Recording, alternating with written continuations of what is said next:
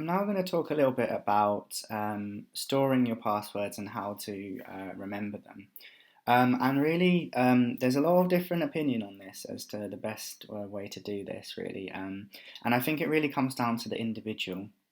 So, some people will say writing down your passwords in a book and keeping them in a safe place in your house is not safe enough. Someone could, if someone broke in, or if you lost the book, or if you forgot where you put the book, then it would make things difficult for you.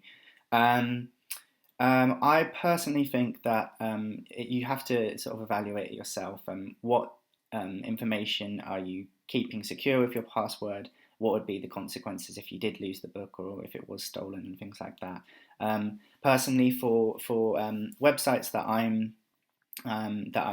that don't have very important information, such as, for instance, a music website or something like that, where if I lost the password or if someone got access to it, ultimately, what could they see? Of some playlists that I made, it wouldn't be a major deal. I do actually write those down. I keep them somewhere secure. Um, and some people do similar things. They will store it somewhere. They will store some passwords on their phone in a secure location. But if you want more security, if there's things involving banking, anything to do with money, anything to do with personal information that you want to keep secure, there are some other options because it is difficult to keep track of all the different passwords. And one of the solutions is something called a password manager.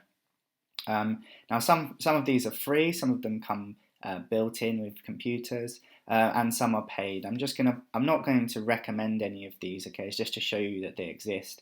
Password managers are basically they're apps or they're websites where they've got very, very high security, cybersecurity, where you can store your passwords and it's safe from basically being hacked from anywhere. It's very, very secure. So you can keep all of your passwords in one location, much like a book that you could keep at home.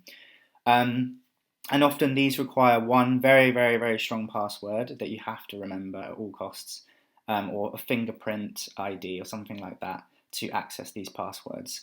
But it is something that if you do have lots of different passwords and you do have lots of sensitive information that you need to keep secure, this is something to consider. There are password management apps out there. Some of the free ones are actually pretty good, and I do use some of the free ones actually to store some of my passwords. The other benefit of these things is that often they will do what's called auto-completion. So when you're typing in your password, it will remember it for your computer, and it saves you typing it out each time. For Macs, I know there's something called Keychain.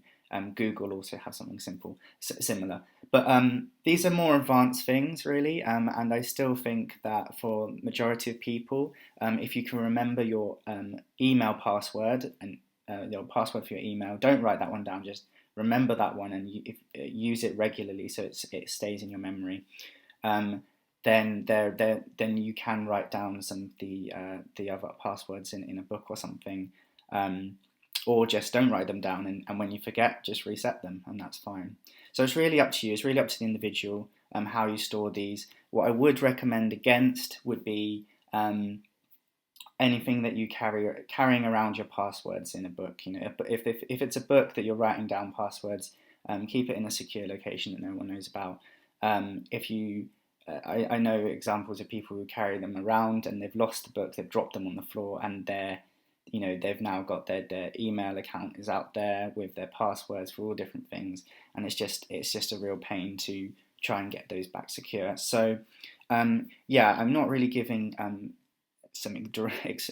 This advice is sort of changes for everyone, but it's just to know that password managers are out there if that's something you're interested in. Many of them are free and they're good. But just sort of evaluate for yourself how best to store your passwords, especially if you keep forgetting them.